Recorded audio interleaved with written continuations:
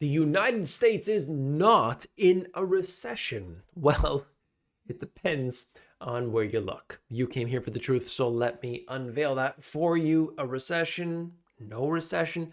Some say it's actually a lot worse than just your normal recession, but it just doesn't show up in the data.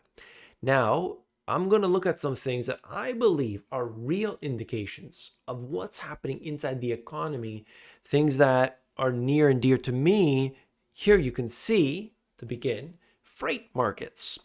Freight is something that really breaks the bank sometimes. When I've got to ship thousands and thousands of units within, let's say 4,000 units there, 3,000 units there, 2,000 units there. It really adds up when they've increased their price by, 3 times, 4 times, even 5 times. That actually does have a material impact on profit margins. And so we'll see this bottoming out, as they say. We don't really know. And by the way, there's all different types of shipping. All right. So we have like domestic, let's just think in the United States, domestic, you got it on ships. Okay. We have train.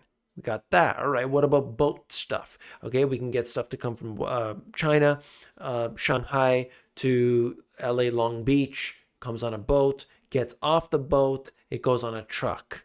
All right. Then from that truck, let's say it goes to the Amazon fulfillment center. Okay. That's one possible path.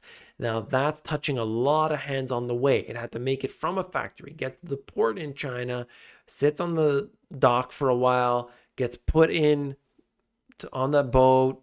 That boat might not even go directly from Shanghai to LA Long Beach. Maybe it's got to end up in Ningbo. Maybe it's got to end up in Korea. That could happen as well, right? It just depends. And so in these cases here, I think it's important that we look at the available data that we do have in order to determine what's going on. Here you'll see freight shipments and expenditures continued to fall in January, according to the data. What I take from this, basically, if you got less demand, it's going to show up here. That's what we're noticing. There's less demand, less shipments. The prices domestically are down from their peak, but I have noticed that is not too cheap, if I gotta say so myself. All right. And so this is one indication. People are shipping less stuff. Prices aside, people are shipping less stuff. The volume isn't there. And I didn't see it there in Q4. I didn't have any delays when it came to shipping, ports, or servicing coming into the fulfillment centers. No delays. No delays. Very unusual. All years prior that I've been in this business, I had issues in Q4. This time, nothing.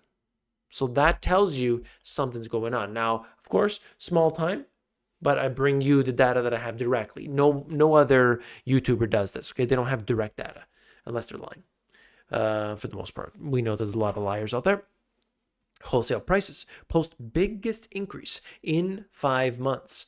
PPI shows inflation fight is not over. I don't know why there is a period there. PPI shows, I gotcha. Look, we are seeing PPI. Now, what is that? Producer Price Index. That's the raw materials. Think of that. So if you've got to produce something made of steel, you got all the input costs associated with it. If those prices have gone up, well, then it's going to make its way into the CPI, the Consumer Price Index. And so we worry about the Producer Price Index, not because we shed a tear for the manufacturers, but that means you're just going to pass it down. Passing it down onto you, of course, you got to pay higher prices for the same goods. That's why you get the shrinkflation, because they know they don't want to see, people don't want to see higher prices. Then it gets into a game with all these companies, and then they start doing this shrinkflation nonsense, and you got to bag of potato chips that only has one chip in the bag. It's kind of getting a little awkward for some when I've seen how much they've really shrinkflated out of these products. Yeah, it's processed products, but we need some processed products usually, right? It's not a bunch of lettuce Okay, we're going to get a bunch of lettuce. And yeah, the price can be affected by it, but it's usually those processed items. But it could be like not processed food necessarily. It could be something you need for cleaning. It could be something you need for, I don't know, any sort of work that you're doing. These are all going to make their way into the consumer's lives, meaning you can't buy as much other stuff. You can't go to the restaurant as often. You can't go to see a show as often. You can't go and get what you would normally get. You got to get something else. So all, doing alternatives. So wholesale prices are where you got to be watching to see they're foreshadowing into the consumer prices. Warehousing demand is starting to shrink. Subleases are surging as companies pare back storage capacity they built up during 2020. So now we're seeing that come back around. And of course, that is of concern, connecting with where we were talking about a minute ago. Japan loses its crown as the world's third largest economy after it slips into a recession. To who, though? Germany. Germany themselves are doing so poorly. So all of these countries are in a very bad scenario. Britain falls into recession with the worst GDP performance in 2023 in years. Same thing here. The UK and Japan have slumped into a recession while the US keeps defying the gloomy expectations. If everybody is sinking, well, then people are just going to say, I'm just going to put my money with the US because at least it's the US. They're the Federal Reserve. They've got the Federal Reserve. They'll just print to infinity. I'm more worried about the UK, and I could say this honestly, I'm more worried about the UK than I am about the United States. Does the United States have a problem? Oh, big time. There's $34 trillion in debt, but I'm a lot more concerned about what's going on in Europe and Japan than I am about the United States. It's a little bit more predictable, let's say.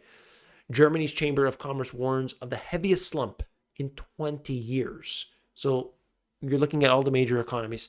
That's what I'm saying here. I'm not talking about some economy that's like, they got $1 billion worth of GDP. No. I'm not talking about that. I'm not talking about Vanuatu. I'm not talking about Cook Islands economy. Okay, we're not talking about these very small places, obscure places. We're talking about the biggest economies in the world, and they are shrinking. It tells you something. These are talking about the layoffs that are happening, showing us employees laid off, companies laid off. There was a surge quite a bit in January. We'll see what happens, okay? Looking at this, of course, companies may hire for December, then fire in January. It could be the case. But what has been happening is that this has been widespread, and these companies are getting rid of people. A lot of companies are getting rid of people. Even Meta, Mark Zuckerberg, was talking about this, that they're doing it, okay? China shipyards are ready for a protracted war. America's aren't. While Chinese shipyards are thriving and primed to build at wartime rates, U.S. shipbuilding is in disarray. And so this is an interesting one. It's Wall Street Journal, and I just think it's important to have a little bit of focus beyond what is just the data that's available to us, and where is the money being spent on. It is a big concern to me that so much money is being spent on war when economies are shrinking, that people are suffering, and that inflation is truly out of control. I worry that we are barreling towards a financial crisis of some sort that will result in massive inflation. And of course, a war, whether it is a hot war, whether it's a cyber war, whether we lose that connection. People say, yeah, cut off China or cut off any other country. You don't understand how intertwined these countries are, not just China and the US. You want to wean off your dominance. Any one country, you don't want them to be dominant player in your country. There's no question about that. You want a level of self-sufficiency. You want all these things. But, we want to be trading partners, not enemies with any country. That isn't good for anybody. You don't want the enemies. You want partners. You want civil relationships, just like you would with the coworker, right? You might not like the coworker, the things that they do and things, but you say, I'm going to be civil because as soon as I do something, he's going to go rat me out to the boss. You know that there's going to be trouble. I'm just going to play nice. I'm going to play nice here, at least on the surface level, right? And that's what's going on. I think if you look at the situation with China, look at India, look at Russia, and versus China, maybe they don't see eye to eye ideologically. Maybe they have some issues, but they do business. Hey, it's better that we just do business together. We can strengthen our relationship together. We'll figure out those problems. We'll get to talking about them. We're not going to be fighting. And that's a good thing. That's a positive thing. United States and Vietnam being one very obvious example. If you want the latest and greatest information you can't get anywhere else for 2 whole hours on Friday. By the way, that people, they don't have to be live. It is a live Zoom call with a small group of people every Friday. I also do it on Sunday too. You don't have to be live. Some people don't. I send them the video after, the recording after. If you're interested in that, link in the description, themoneygps.com/live. I hope to see you there. Hit that thumbs up button on the way out. Doing so helps us support the channel. So I want to thank you for that. And of course, I'll see you tomorrow. Take care.